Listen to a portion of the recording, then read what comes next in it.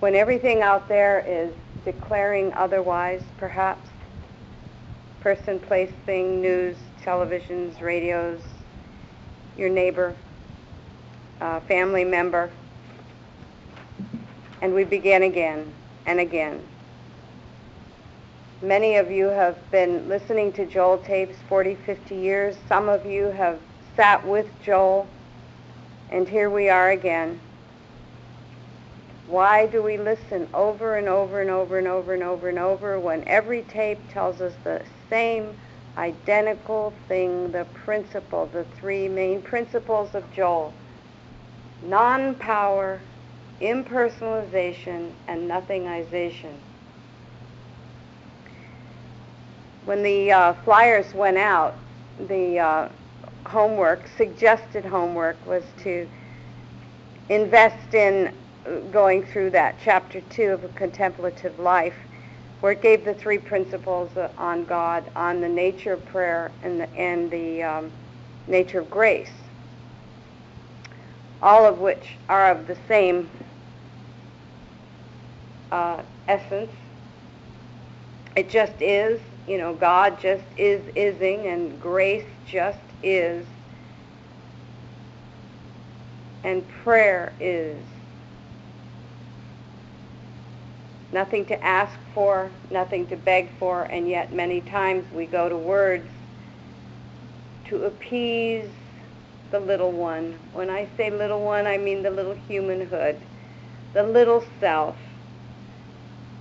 Quiet her down, him down, give him hope, bring him back to faith. Maybe if I put out blessings, I will feel better. Maybe if I make a gratitude list, maybe if I count my blessings, it'll still the turmoil. And we've all had enough experience dropping into that silence and being still. And when it takes me over, the grace, the grace. But when it doesn't, then what? When it doesn't, and you're in the marketplace, and your neighbor's mad because you cut the tree too close to the line, or the dogs are barking across the street, or your son calls and he's having trouble with drugs or alcohol, or he and his wife, or she and her husband are getting divorced, and what's going to happen to the grandchildren, or they've lost their job. On and on and on and on. The pictures come. What blocks grace in those times? And there is only one word that we must overcome for a healing. I mean healing of physical notification. The doctor calls, your tests came back, if you bothered to go get them. And it came back positive. Now what? Where's the grace? What happened to it? What's going on here? What do I do now? How can I get to the silence when I can't get to the silence because my head is notifying me of a danger? And there's one word that all healing is based on, and that is getting rid of fear. No matter what you call me with, or what is put out in front of me, if I'm having a reaction, I am not in grace and I am not in the silence. I am in my mind and I am in fear. If I am getting a nudge in here, if I'm getting any kind of Joel calls them reactions. And yet here we are in a physical body, in an emotional body, having a human experience. We are spiritual beings having a human experience, not the other way around. What do I do with the fear? Yes, we know it's carnal mind. Yes, we know this is illusionary world that we live in. But boy, the illusion just got turned up. Am I reacting? Am I seeing through it? Am I in non-reaction? Do I know from the top of my head to the bottom of my feet and within my very essence immediately there is nothing but God here, now, regardless? Or am I all over the map? For some reason, the human being was designed with an emotional, physical, and spiritual body. If I am in emotion, do I immediately deny it, suppress it, feed it, go have a drink or go have a smoke or go have, run from it? Or do I bring it up? Do I hold it? Do I embrace it? Do I say, I see you for what you are. Thank you. Because you see, without my emotional body reacting, I would not know that I have a belief system. I have a belief that is telling me that there is something other than God. Because if I did not have that belief, I would not be reacting. So that is a gift. When my emotional body, when I feel the or the churn or the anxiety, or I start noticing I'm getting a little shaky, or I think I've run out of time, or I think I've run out of money. The emotional body is indicating to me that I have to investigate mind, because mind is matter, and Joel was very plain, mind is matter and matter is mind.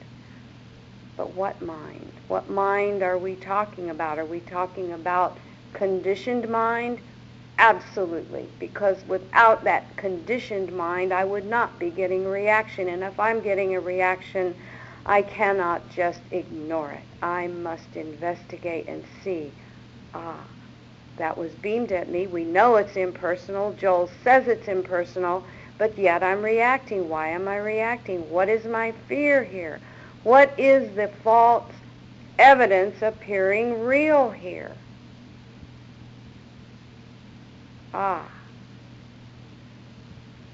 Mary Baker Eddy said, stand at the door, hold porter at the door of these beliefs, and yet one got in. There it is. One got in. Now what do I do? Oh, sure, sit right down in the silence, be still, go to God. Perhaps the churning continues. Okay, now what? The churning continues. I must move to facing everything and recognizing the opposite of FEAR, false evidence appearing real. We have face everything and recognize what? The Christ, longing to come into recognition. Am I concerned about my grown children, my grandchildren, my mother, my father? Am I concerned about those at work? What am I concerned about? My health? My body?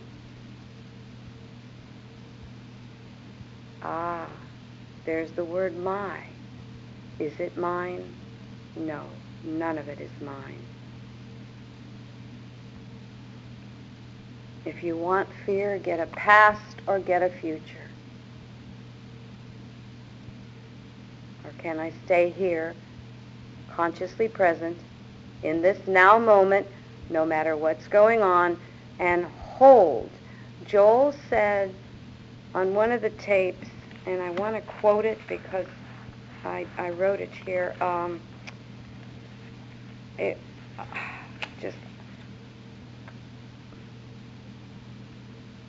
make a conscious decision to place our reliance on the invisible. The mist comes up. What's the mist? The mist is the fear. I must consciously stand, make a conscious demand to stand and take dominion, no matter what is coming up. Yes, I know there's no power here, okay? Do I? Then why am I getting wiggly here? What's going on? Okay. Consciously stand porter at the door. Well, I must not have done that at that moment because something got in. So what do I do now? There's a fabulous word. Extract. I must consciously extract my belief in good and evil. Can I truly, truly know that what is going on isn't absolute grace for everybody involved, including what just took place a week ago? Can I consciously know that absolutely every being involved in every activity, good, bad, or indifferent, is not facing their spiritual awakening as a result of what's going on? Can I honestly, truly know that I knew what was better for that person?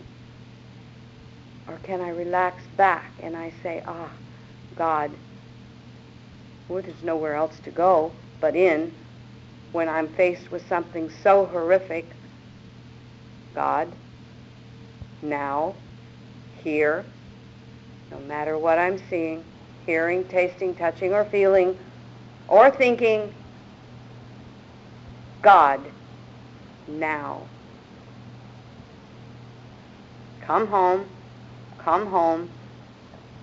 get out of the movie, come home, be still.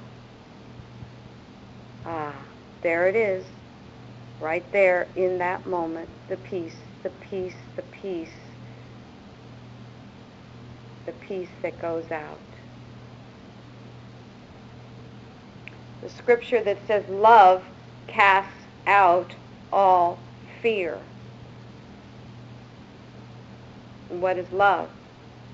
Love is an action. Love is a behavior. Is my behavior at this moment, is my action at this moment loving? Or is it all about the little self, getting what it wants, fulfilling its needs, wanting the peace at all costs? Just make me safe and non-disturbed, God. No. That's not this path. Joel said this is a path of non-reaction. Good luck. And yet it is, when I'm in the moment by moment by moment.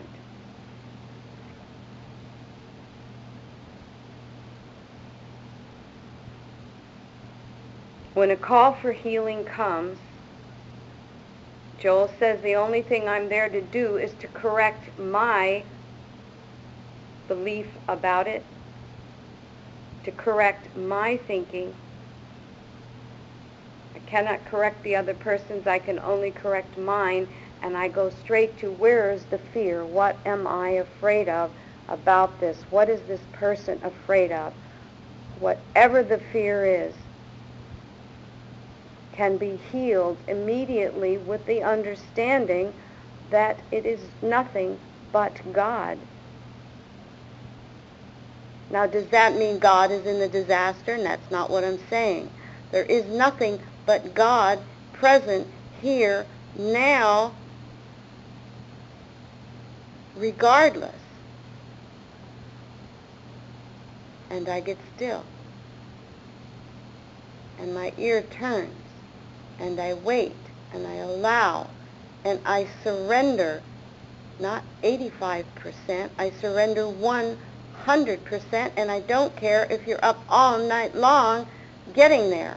Many a nights I have been up all night long seeing through the lie that I had bought. And that was the only correction that needed made within me. And as it's made within me, it manifests immediately. And I don't like that word manifest. What I want to say is appears immediately. Because why? I am a projector radiating it out. That is why we begin every day. I begin every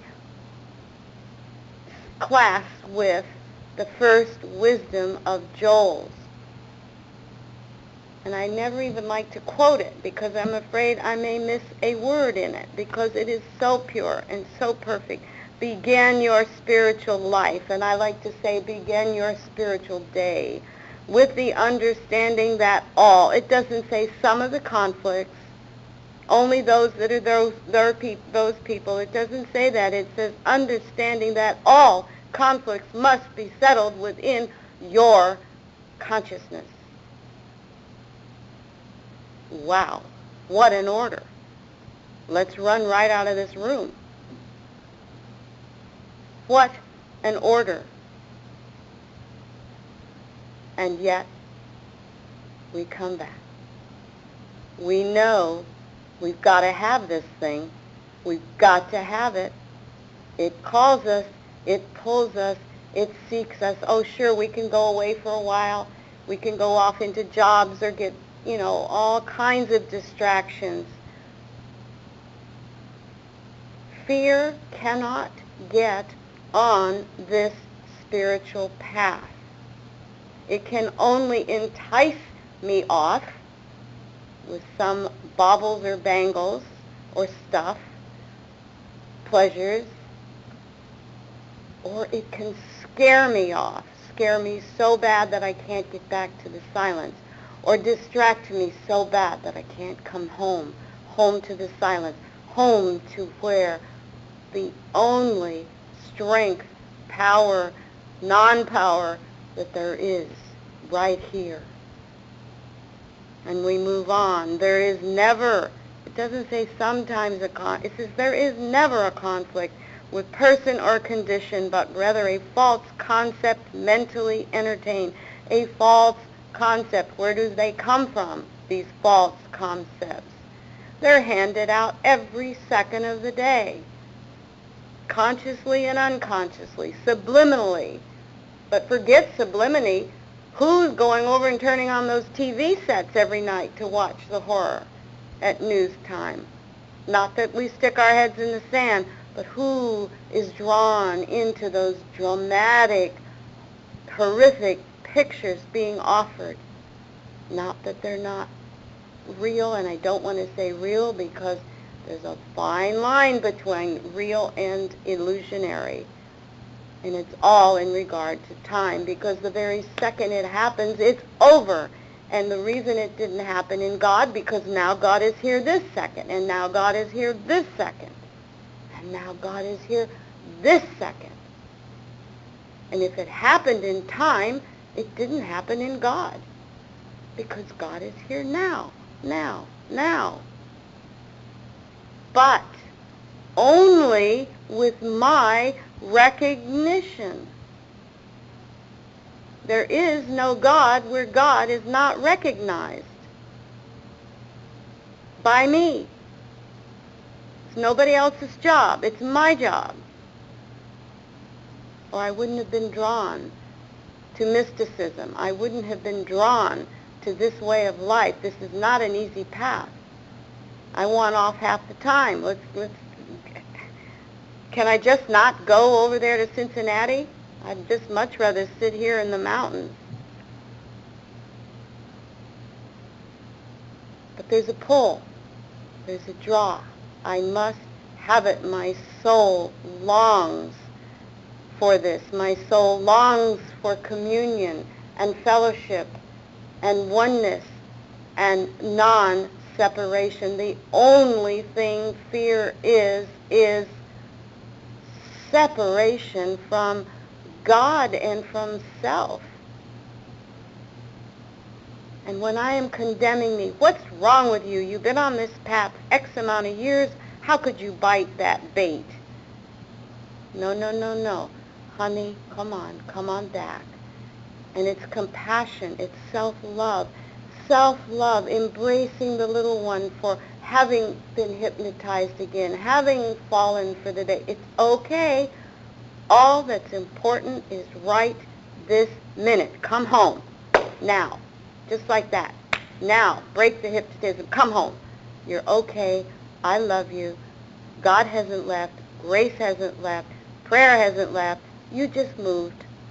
You just moved. You got scared off. You got a sense of separation from that which you are. It is a false sense. Joel said a false sense of separation.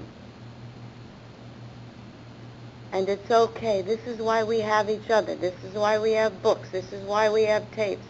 Fall asleep, wake up. Fall asleep, wake up. Fall asleep, wake up. Woke up a little bit longer that time. Took longer. It took a bigger picture to scare me off that time. It took a bigger bauble to distract me over here and think that my treasures are here on this earth plane. It took a bigger one, dressed up different. I used to hate when they use the word devil, but it's kind of fun to blame it on the devil, a carnal mind. Just say, the devil dressed up in another suit this time, caught me.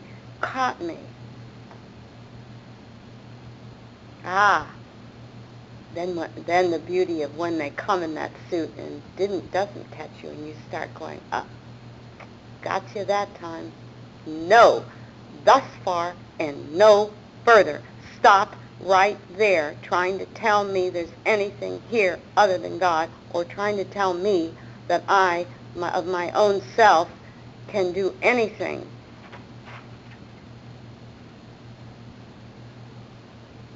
Demonstration. Who's demonstrating? Dulcie? No.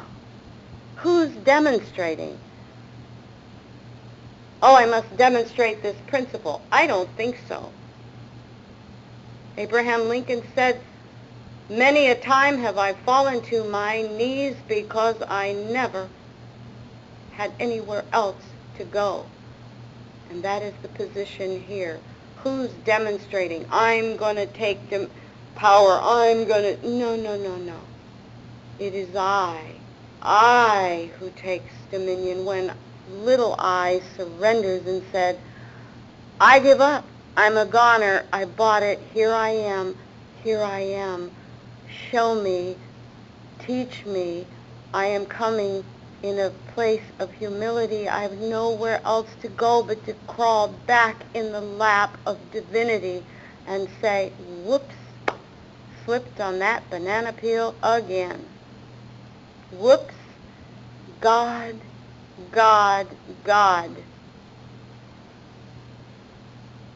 And there it is, the kiss. That moment, that kiss that keeps me coming back for more. And I rest, and I allow the healing, for I give up that fear. I give it up. The devil, the thought, the belief system. There it was again. Scared me. Whoops.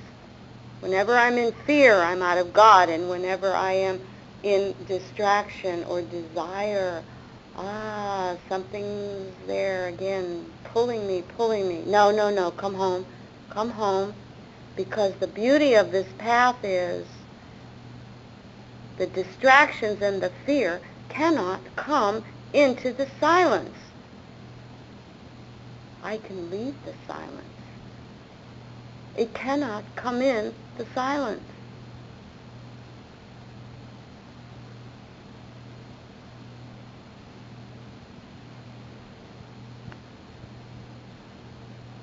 So we extract our belief in good and evil. I don't even like good and evil anymore. I like to say God and error, because of that wonderful statement, there is no such thing as darkness. There is only the absence of light. If you come into this room and it's all dark and you put on the light, where did the darkness go? It never existed. The same with error. When I am in error and I put on the light of God, or I am lifted, or I drop into the silence, or I call someone and say, help me, I'm seeing through a glass darkly, and they turn the light on, they lift me, and I'm out of it snap, the hypnosis is over, where did the error go that was never there to begin with? That's why we can call this an illusionary world. And I must come to understand and to demonstrate the illusionary nature of the third dimensional world. How do I do that? By getting in God, turning on the light to see that it was never there to begin with. Never there to begin with.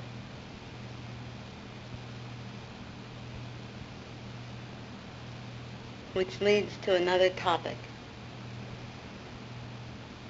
I hear so much about what can I do for them. This one's astray, that one's astray, especially family members, especially people with older children. What can I do? I can give them the absolute 100% respect and responsibility for their own incarnation. I can recognize their Christ when they cannot, and it is not up to me to decide when they wake up. It's only up to me to decide that there is nothing there but God, the presence of God, having its experience as Joe, Mo, or Betty Lou. Can I give others around me the dignity to unfold in the time they need? Can I just love them unconditionally and allow and mind my own business? There's really only 3 kinds of businesses here. Mine, theirs, and God's. When I'm in theirs, I'm not in mine, and when I'm in mine, I'm not in God. So we come back again. It's all back to the same I, the same God, the same now, grace, prayer, God, all I here now. Release them. Let them go. Give them the dignity. I love that word, the dignity of choice. I was given that sentence when my mother was dying of Alzheimer's, and she held on for years.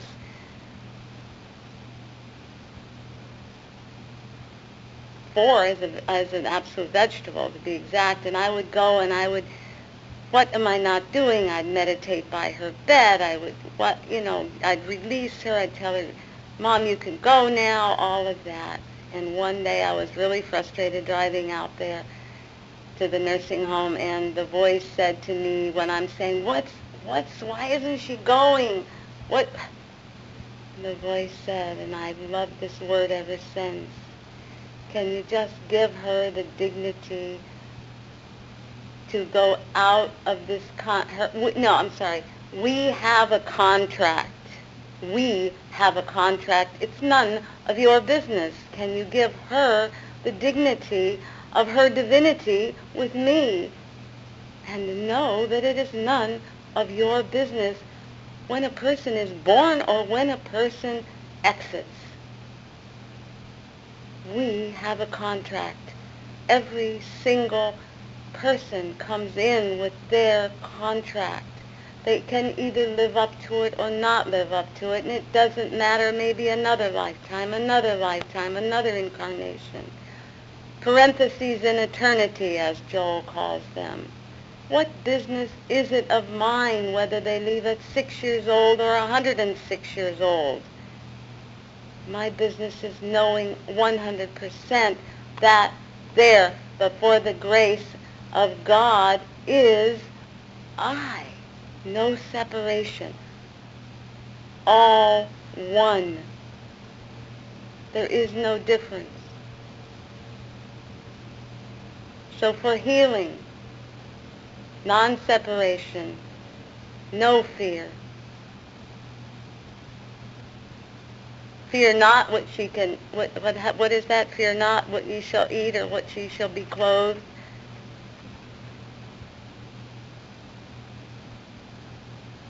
Easy said. And if you're not fearing about your supply issues, your money, your place to live, how about your body, your health? It's always about health, wealth, or some other thing. But never in the moment, never ever in the now moment, because fear cannot be in the now moment. So we decide to stand. Love casts out fear. We decide to stand. Stand in what? Stand in God. Maybe that's the only word I can get out at the moment is God. God here. Ising. You know, I'm driving along and suddenly there's an automobile accident, right, boom. God, on the field, recognized here, now. Perhaps I'm the only one going by that's pulling the recognition of there's nothing there but God. Doris used to tell a story how she was in an automobile accident with her husband Dick at the time, and she was driving. And she looked down and realized that her whole arm had been crushed and her beautiful new dress had been ripped. And she yelled at her husband, Dick, go straight to God, straight to God. And they dropped into that silence. And when she came back aware and looked down, not only was the arm completely normal, the dress did not have a rip or a mark on it. She stood, go straight to God, go straight to God. I had an experience where I saw my ex-husband fly off a mountaintop going over, and I'm yelling down, go straight to God, because I remembered, and I was present every single moment by moment. This happened in Sedona, and I stayed present moment by moment. No fear whatsoever. I knew there was nothing but the presence of God. And when I look back now, that was a gift. That was years of paying those insurance policies at retreats, at silences, listening to the tape, listening to teachers, reading those books. It kicked in moment by moment. And it was as though it was a movie and we were just walking through the movie to the other side. And he was all right. Not right away. It took the form of God appearing as hospitals, helicopter rescues, surgeons, whatever else it took the appearance of. But don't be the person in the flood sitting on the roof when the boat comes by for you, saying, get in, the waters are rising, and you say, oh, no, I'm waiting for God to rescue me. Trust some of the angels with skin around you. They're being delivered constantly when I recognize and I humble myself and I say, God, what now? I know not. But I know.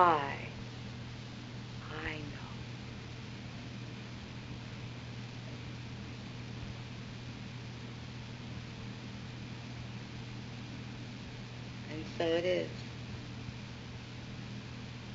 We've been blessed here with an invitation that many cannot take time out of their day or their weekend to have, to come home. It's so much easier here to be home in God, feel no separation.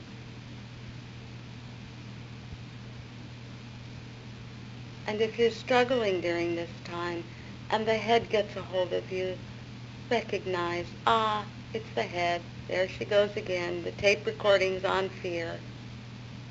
And turn that dial. Go right up to that radio station that says K fear and turn it back to K God. It's a strange thing about that radio station. You know, how we take dominion, all the different forms of words that Joel says. It's funny about the station with God, though. It seems like K-fear is just there, and I have to take my hand and literally hold the spring on K-God. And if I take it off, it flies right back over there when I'm in the world. So I hold, I hold, I hold. Eventually, it doesn't fly back over very often, but when it does, can I consciously be aware enough, alert enough to recognize it? Because fear or the devil or mind only, and this is a spiritual axiom you can stand on, the mind, devil, or carnal mind, or whatever you want to call it, only has power when I have failed to recognize it. The minute I recognize it, the light comes on, the darkness is gone, the fear is gone. I've caught it. Ah, no power. But I must recognize it, catch it, honor it. Aha. Not run from it in fright. Honor it, embrace it. I see you, what you are. You are nothing. But you did a good job catching me that time. But now I'm home. We must come to understand and demonstrate the illusionary nature of this third dimensional world, or we wouldn't be here. We would translate, dissolve. And many will, and many have. And so we begin in this moment with the presence of God. I'm going to close this part and we'll go back into the silence. I love this. Where could I flee from thy presence? Where could I be that thou art there? Where could I flee from thy presence?